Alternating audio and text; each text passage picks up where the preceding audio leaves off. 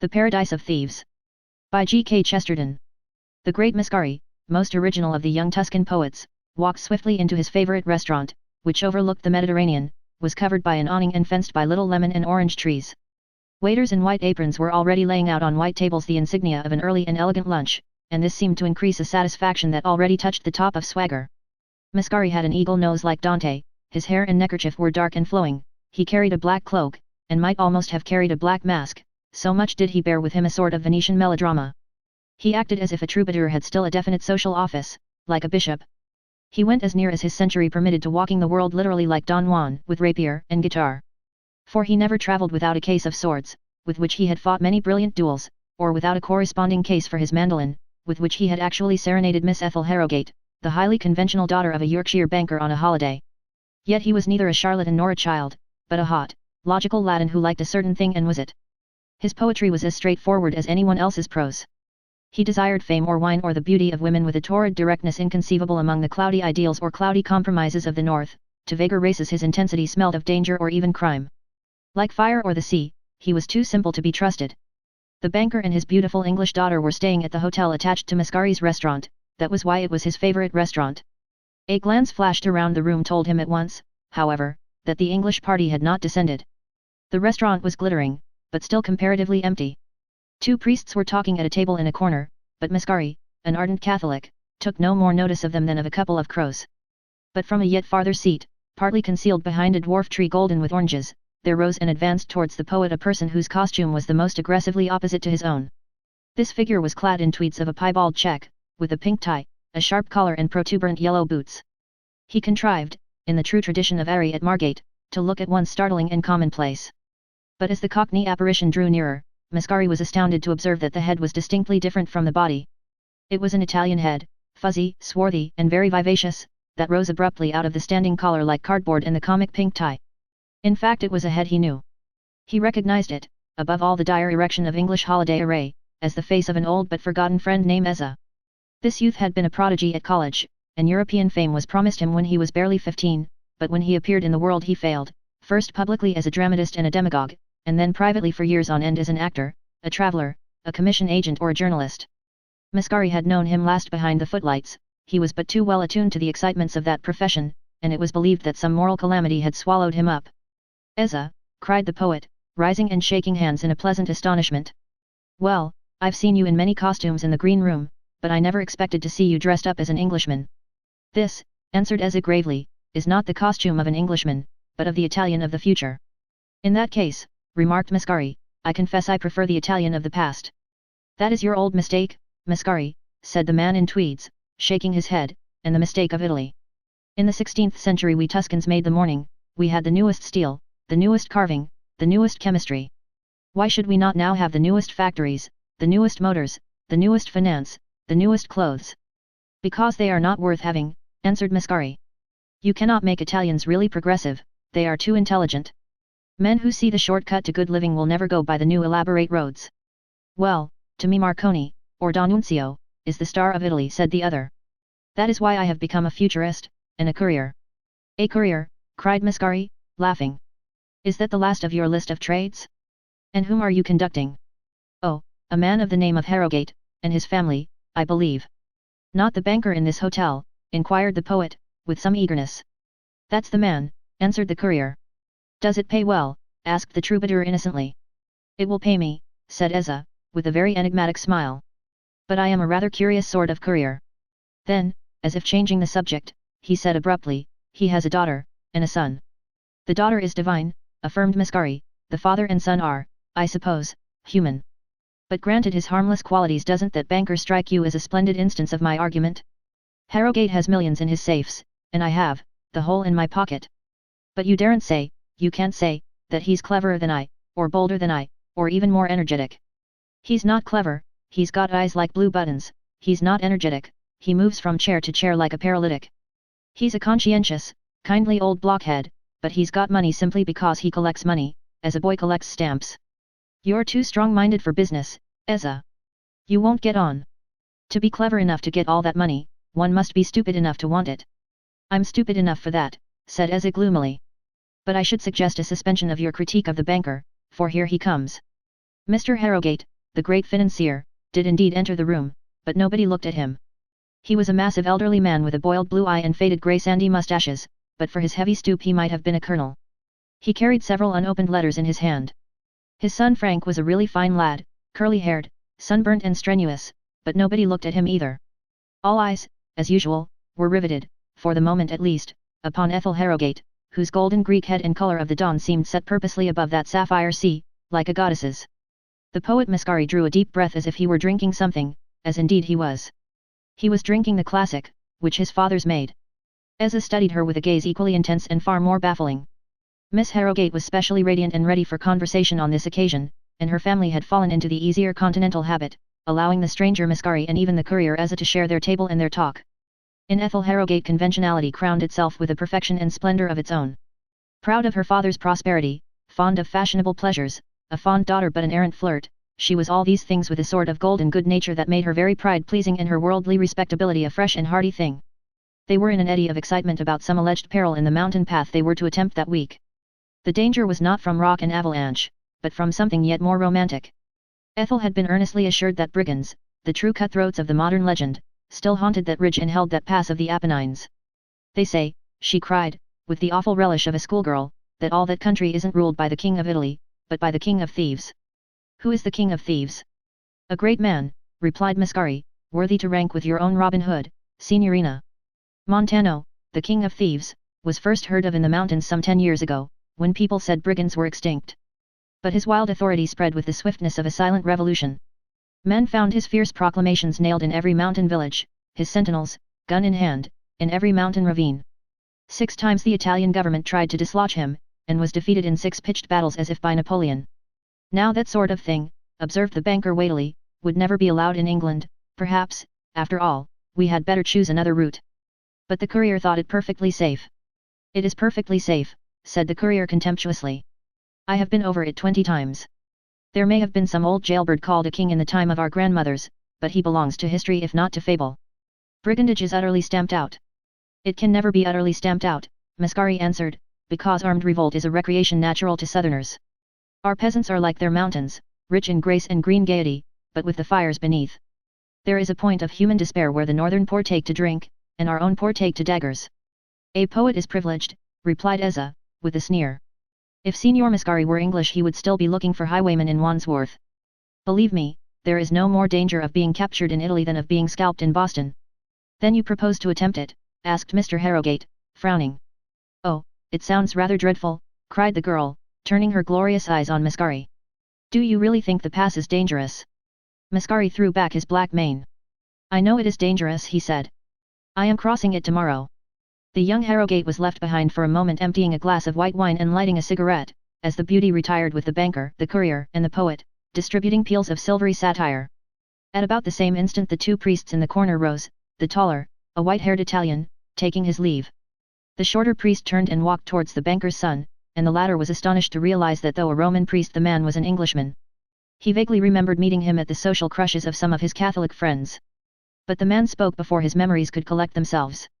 Mr. Frank Harrogate, I think, he said. I have had an introduction, but I do not mean to presume on it.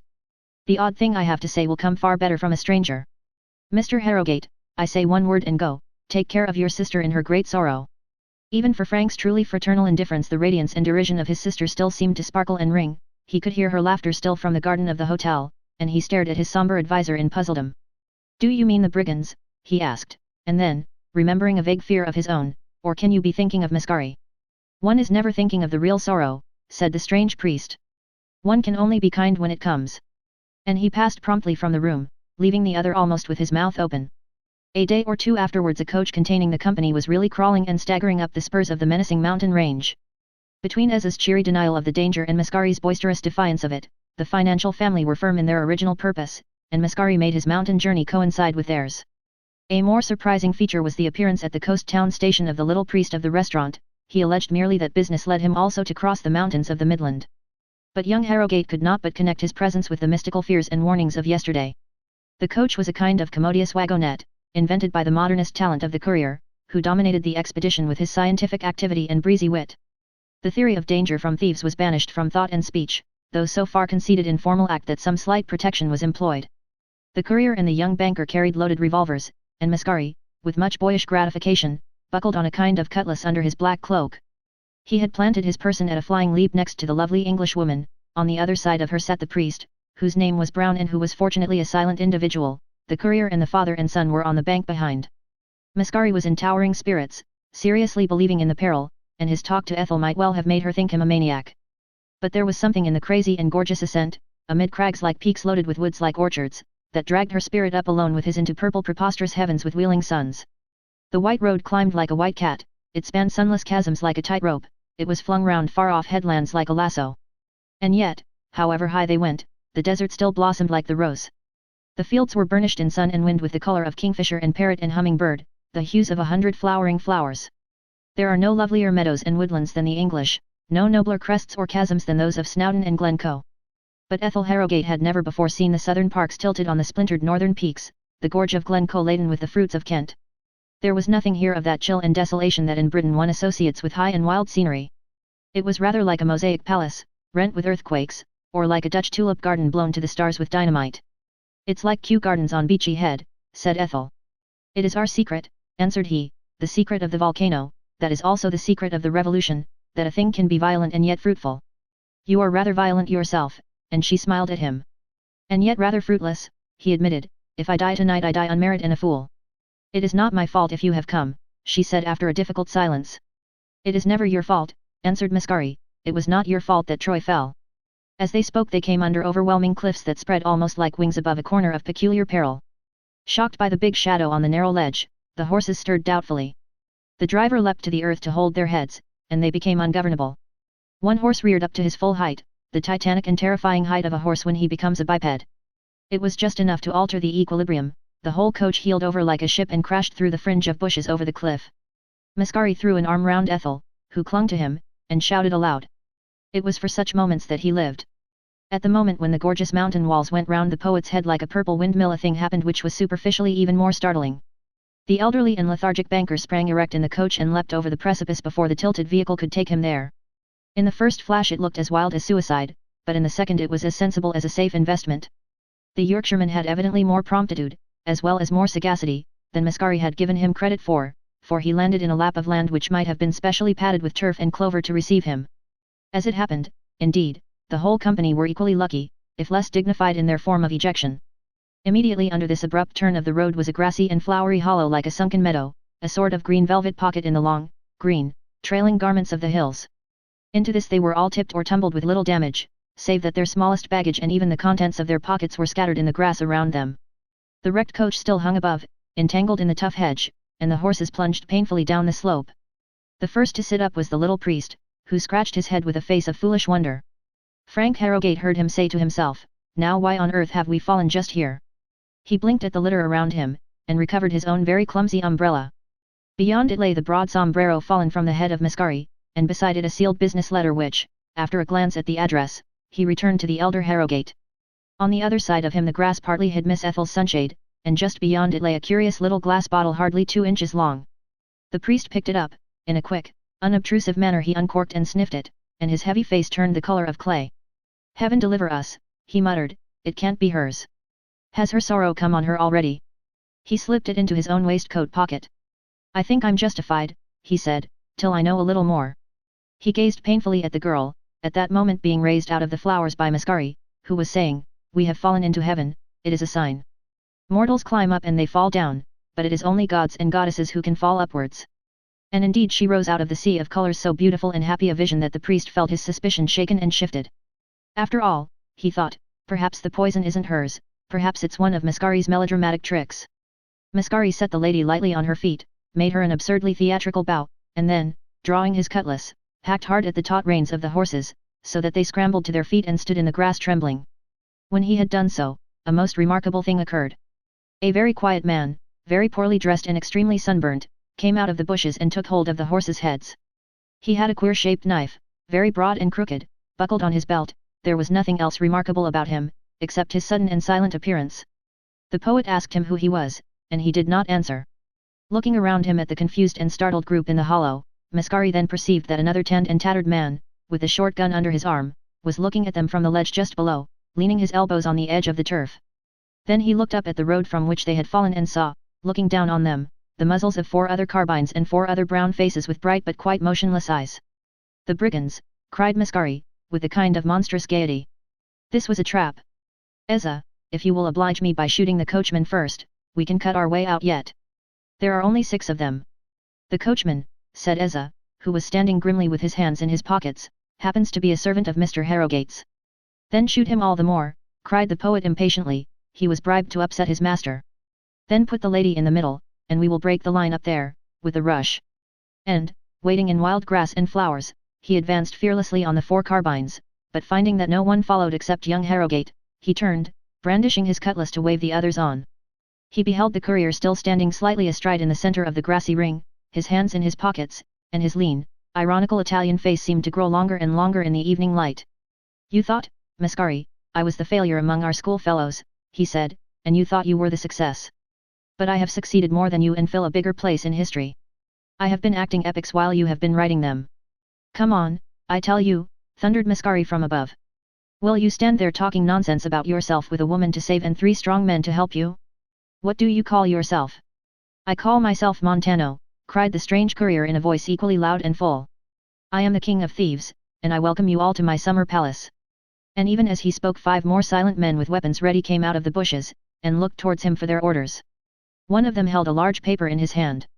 "This pretty little nest where we are all picnicking," went on the courier brigand, with the same easy yet sinister smile, "is, together with some caves underneath it, known by the name of the Paradise of Thieves. It is my principal stronghold on these hills, for, as you have doubtless noticed, the area is invisible both from the road above and from the valley below. It is something better than impregnable, it is unnoticeable. Here I mostly live, and here I shall certainly die, if the gendarmes ever track me here. I am not the kind of criminal that reserves his defense, but the better kind that reserves his last bullet." All were staring at him thunderstruck and still, except Father Brown, who heaved a huge sigh as of relief and fingered the little file in his pocket. "Thank God," he muttered, "that's much more probable. The poison belongs to this robber chief, of course. He carries it so that he may never be captured, like Cato." The king of thieves was, however, continuing his address with the same kind of dangerous politeness. "It only remains for me," he said, "to explain to my guests the social conditions upon which I have the pleasure of entertaining them. I need not expound the quaint old ritual of ransom, which it is incumbent upon me to keep up, and even this only applies to a part of the company. The Reverend Father Brown and the celebrated Signor Mascari I shall release tomorrow at dawn and escort to my outposts. Poets and priests, if you will pardon my simplicity of speech, never have any money. And so, since it is impossible to get anything out of them, let us seize the opportunity to show our admiration for classic literature and our reverence for Holy Church." He paused with an unpleasing smile, and Father Brown blinked repeatedly at him, and seemed suddenly to be listening with great attention. The brigand captain took the large paper from the attendant brigand and, glancing over it, continued, "My other intentions are clearly set forth in this public document, which I will hand round in a moment, and which after that will be posted on a tree by every village in the valley, and every crossroad in the hills. I will not weary you with the verbalism, since you will be able to check it. The substance of my proclamation is this: I announce first that I have captured the English millionaire, the Colossus of Finance, Mr. Samuel Harrogate. I next announce that I have found on his person notes and bonds for £2,000, which he has given up to me. Now, since it would be really immoral to announce such a thing to a credulous public if it had not occurred, I suggest it should occur without further delay. I suggest that Mr. Harrogate Sr. should now give me the £2,000 in his pocket." The banker looked at him under lowering brows, red-faced and sulky, but seemingly cowed. That leap from the failing carriage seemed to have used up his last virility. He had held back in a hangdog style when his son and Mascari had made a bold movement to break out of the brigand trap. And now his red and trembling hand went reluctantly to his breast pocket, and passed a bundle of papers and envelopes to the brigand. "Excellent," cried that outlaw gaily, "so far we are all cozy. I resume the points of my proclamation, so soon to be published to all Italy. The third item is that of ransom. I am asking from the friends of the Harrogate family a ransom of £3,000, which I am sure is almost insulting to that family in its moderate estimate of their importance. Who would not pay triple this sum for another day's association with such a domestic circle? I will not conceal from you that the document ends with certain legal phrases about the unpleasant things that may happen if the money is not paid, but meanwhile, ladies and gentlemen, let me assure you that I am comfortably off here for accommodation, wine, and cigars, and bid you for the present a sportsmanlike welcome to the luxuries of the Paradise of Thieves." All the time that he had been speaking, the dubious-looking men with carbines and dirty slouch hats had been gathering silently in such preponderating numbers that even Mascari was compelled to recognize his sally with the sword as hopeless.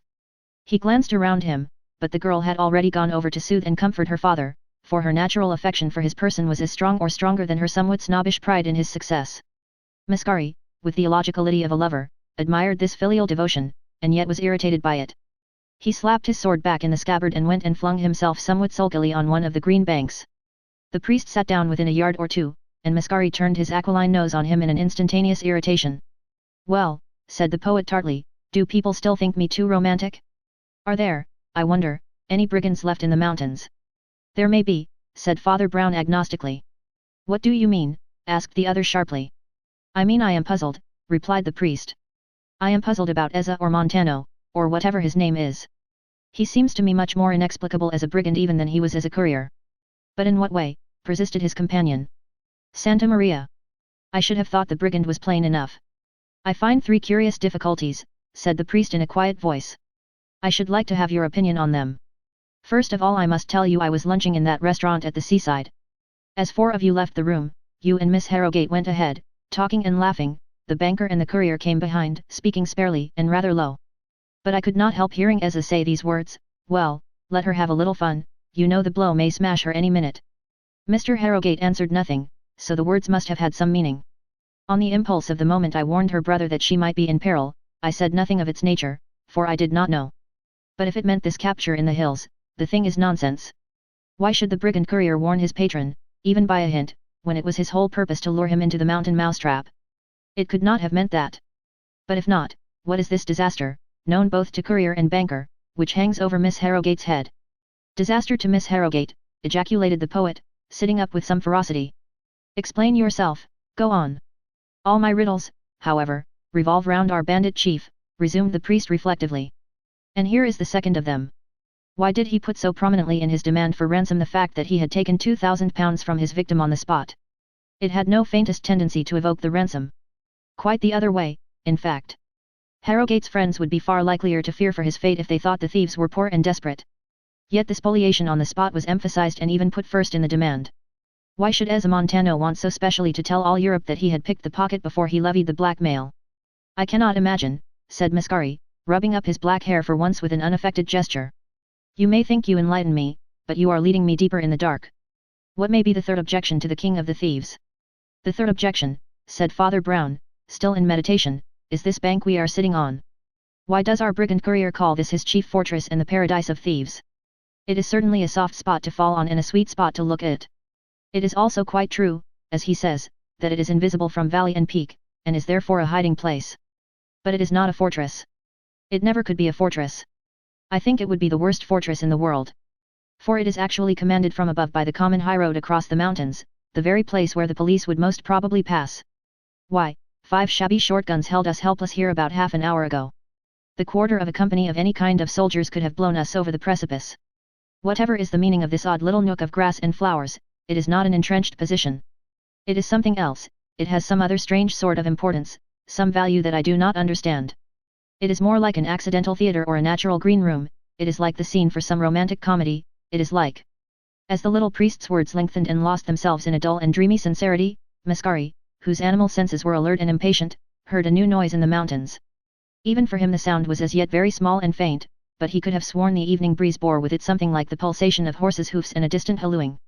At the same moment, and long before the vibration had touched the less experienced English ears, Montano the brigand ran up the bank above them and stood in the broken hedge, steadying himself against a tree and peering down the road. He was a strange figure as he stood there, for he had assumed a flapped fantastic hat and swinging baldric and cutlass in his capacity of bandit king, but the bright prosaic tweed of the courier showed through in patches all over him. The next moment he turned his olive, sneering face and made a movement with his hand. The brigands scattered at the signal, not in confusion, but in what was evidently a kind of guerrilla discipline. Instead of occupying the road along the ridge, they sprinkled themselves along the side of it behind the trees and the hedge, as if watching unseen for an enemy. The noise beyond grew stronger, beginning to shake the mountain road, and a voice could be clearly heard calling out orders. The brigands swayed and huddled, cursing and whispering, and the evening air was full of little metallic noises as they cocked their pistols, or loosened their knives, or trailed their scabbards over the stones. Then the noises from both quarters seemed to meet on the road above, branches broke, horses neighed, men cried out. "A rescue!" cried Mascari, springing to his feet and waving his hat, "the gendarmes are on them. Now for freedom and a blow for it. Now to be rebels against robbers. Come, Don't let us leave everything to the police, that is so dreadfully modern. Fall on the rear of these ruffians. The gendarmes are rescuing us, come, friends, let us rescue the gendarmes. And throwing his hat over the trees, he drew his cutlass once more and began to escalade the slope up to the road. Frank Harrogate jumped up and ran across to help him, revolver in hand, but was astounded to hear himself imperatively recalled by the raucous voice of his father, who seemed to be in great agitation. I won't have it, said the banker in a choking voice, I command you not to interfere. But, father, said Frank very warmly, an Italian gentleman has led the way. You wouldn't have it said that the English hung back. It is useless, said the older man, who was trembling violently, it is useless. We must submit to our lot. Father Brown looked at the banker, then he put his hand instinctively as if on his heart, but really on the little bottle of poison, and a great light came into his face like the light of the revelation of death. Mascari meanwhile, without waiting for support, had crested the bank up to the road, and struck the brigand king heavily on the shoulder, causing him to stagger and swing round. Montano also had his cutlass unsheathed, and Mascari, without further speech, sent a slash at his head which he was compelled to catch and parry. But even as the two short blades crossed and clashed, the king of thieves deliberately dropped his point and laughed. What's the good, old man, he said in spirited Italian slang, this damned farce will soon be over. What do you mean, you shuffler, panted the fire-eating poet. Is your courage a sham as well as your honesty? Everything about me is a sham, responded the ex-courier in complete good humor. I am an actor, and if I ever had a private character, I have forgotten it. I am no more a genuine brigand than I am a genuine courier. I am only a bundle of masks, and you can't fight a duel with that. And he laughed with boyish pleasure and fell into his old straddling attitude, with his back to the skirmish up the road. Darkness was deepening under the mountain walls, and it was not easy to discern much of the progress of the struggle, save that tall men were pushing their horses' muzzles through a clinging crowd of brigands, who seemed more inclined to harass and hustle the invaders than to kill them. It was more like a town crowd preventing the passage of the police than anything the poet had ever pictured as the last stand of doomed and outlawed men of blood. Just as he was rolling his eyes in bewilderment, he felt a touch on his elbow, and found the odd little priest standing there like a small Noah with a large hat, and requesting the favor of a word or two. Signor Mascari, said the cleric, in this queer crisis personalities may be pardoned. I may tell you without offense of a way in which you will do more good than by helping the gendarmes, who are bound to break through in any case. You will permit me the impertinent intimacy, but do you care about that girl? Care enough to marry her and make her a good husband, I mean. Yes, said the poet quite simply. Does she care about you? I think so, was the equally grave reply. Then go over there and offer yourself, said the priest, offer her everything you can, offer her heaven and earth if you've got them. The time is short. Why? Asked the astonished man of letters. Because, said Father Brown, her doom is coming up the road. Nothing is coming up the road, argued Mascari, except the rescue. Well, you go over there, said his advisor, and be ready to rescue her from the rescue. Almost as he spoke, the hedges were broken all along the ridge by a rush of the escaping brigands. They dived into bushes and thick grass like defeated men pursued, and the great cocked hats of the mounted gendarmerie were seen passing along above the broken hedge. Another order was given, there was a noise of dismounting, and a tall officer with cocked hat, a grey imperial, and a paper in his hand appeared in the gap that was the gate of the Paradise of Thieves. There was a momentary silence, broken in an extraordinary way by the banker, who cried out in a hoarse and strangled voice, robbed. I've been robbed. Why, that was hours ago, cried his son in astonishment, when you were robbed of £2,000.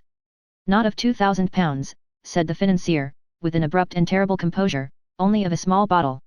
The policeman with the grey imperial was striding across the green hollow. Encountering the king of the thieves in his path, he clapped him on the shoulder with something between a caress and a buffet and gave him a push that sent him staggering away. You'll get into trouble, too, he said, if you play these tricks. Again to Mascari's artistic eye it seemed scarcely like the capture of a great outlaw at bay. Passing on, the policeman halted before the Harrogate group and said, Samuel Harrogate, I arrest you in the name of the law for embezzlement of the funds of the Hull and Huddersfield Bank. The great banker nodded with an odd air of business assent, seemed to reflect a moment, and before they could interpose took a half-turn and a step that brought him to the edge of the outer mountain wall. Then, flinging up his hands, he leapt exactly as he leapt out of the coach. But this time he did not fall into a little meadow just beneath, he fell 1,000 feet below, to become a wreck of bones in the valley. The anger of the Italian policeman, which he expressed volubly to Father Brown, was largely mixed with admiration. It was like him to escape us at last, he said. He was a great brigand if you like. This last trick of his I believe to be absolutely unprecedented. He fled with the company's money to Italy, and actually got himself captured by sham brigands in his own pay, so as to explain both the disappearance of the money and the disappearance of himself. That demand for ransom was really taken seriously by most of the police. But for years he's been doing things as good as that, quite as good as that. He will be a serious loss to his family. Mascari was leading away the unhappy daughter, who held hard to him, as she did for many a year after. But even in that tragic wreck he could not help having a smile and a hand of half-mocking friendship for the indefensible Ezza Montano. "And where are you going next?" he asked him over his shoulder. "Birmingham," answered the actor, puffing a cigarette. "Didn't I tell you I was a futurist? I really do believe in those things if I believe in anything. Change, bustle, and new things every morning. I am going to Manchester, Liverpool, Leeds, Hull, Huddersfield, Glasgow, Chicago, in short, to enlightened, energetic, civilized society. In short," said Mascari, "to the real Paradise of Thieves."